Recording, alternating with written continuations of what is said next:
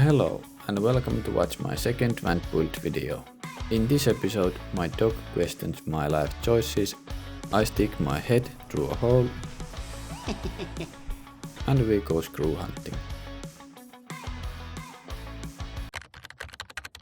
Every build day starts by opening the already unlocked door, flipping the main switch on and dropping the tailgate and letting some sunshine into this moldy box. I went shopping at my local hardware store and picked up insulation panels, wood for the framing and brand new miters. The damage from this little shopping trip about 2000 euros.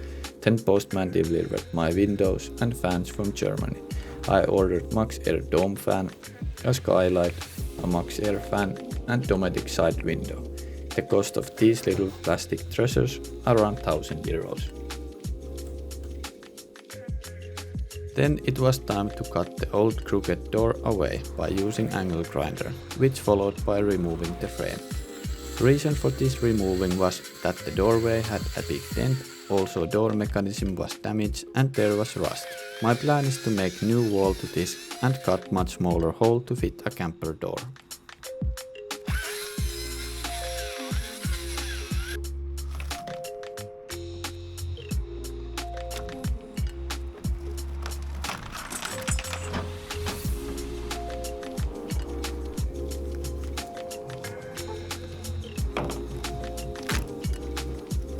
After cleaning up the old door opening, I measured the gap and started cutting a new plywood wall. For this job I picked up a 70 euros Yato track saw quid.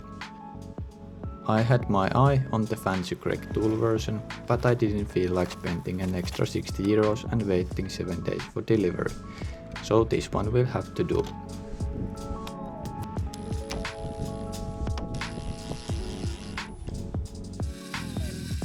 The plywood is 12mm thick and will get a coat of primer followed by 2 layers of waterproofing paint. Same treatment goes for the wooden frame around the new door. Once the plywood wall is installed and the temperature stays about 14 degrees for a few days, I will fiberglass the whole panel.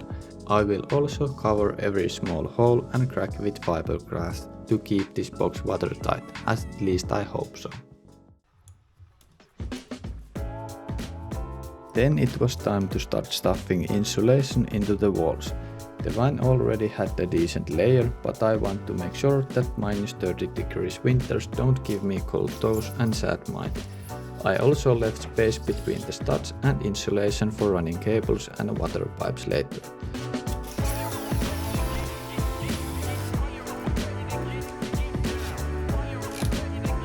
Tried using spray foam as glue purely as an experiment and had my little brother lean on the panels to stop them bouncing out.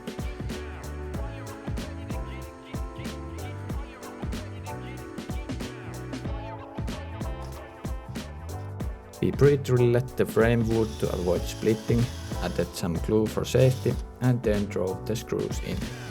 Behind the fiberglass wall there is additional wood reinforcement in the middle and lower sections, so at least I can sleep knowing the frame shouldn't fall off. Let me know in the comments if this sketchy looking work is doomed to fail, so I can fix it before things go horribly wrong.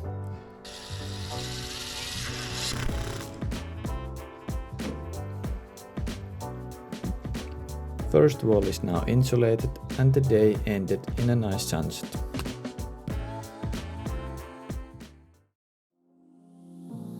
Next morning I installed the frame into the door opening, but forgot to film it. On top of that goes the plywood and later a layer of fiberglass. Then I started cutting the first window hole. While drilling I realized the jigsaw blade won't reach all the way through, so the drill holes had to be perfectly straight. Otherwise the skylight would end up somewhere weird on top of the roof.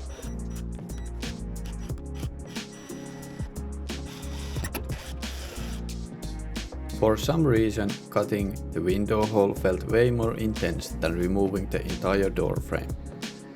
Maybe because there is no turning back once you start cutting a giant hole in your roof. At least this tiny jigsaw lets me go slowly and steady. but that didn't stop dust and foam from constantly flying into my mouth and eyes, even with goggles and mouth cover.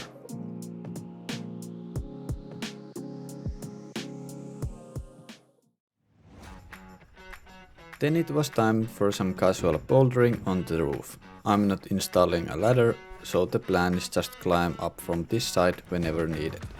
Later, when the fan is finished, I will be able to access the roof through a skylight, if I don't feel like monkeying up the side. On the roof I still had to wash the surface and had remove old ceiling stripes before I could start the next steps. Also working on the van by the roadside comes with a bonus feature. Long puzzled stares from strangers, people slowing down their cars to take a closer look, and pedestrians stopping just to say, "What are you doing up there?" or "Be careful, don't fall down."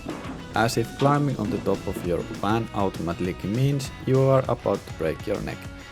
Anyway, after that I grabbed some mold remover to clean up around the giant window opening, gave it a scrub and got ready to test fit the window.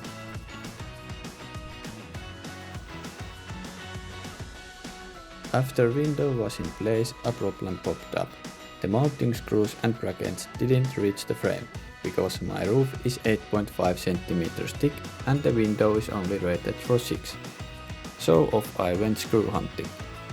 Now that I know these longer screws will hold the window in place, I will wait for better weather to properly seal it down and bolt it down. And to wrap it up, here's the current state of my budget and how much I have already burned through. Thanks for watching.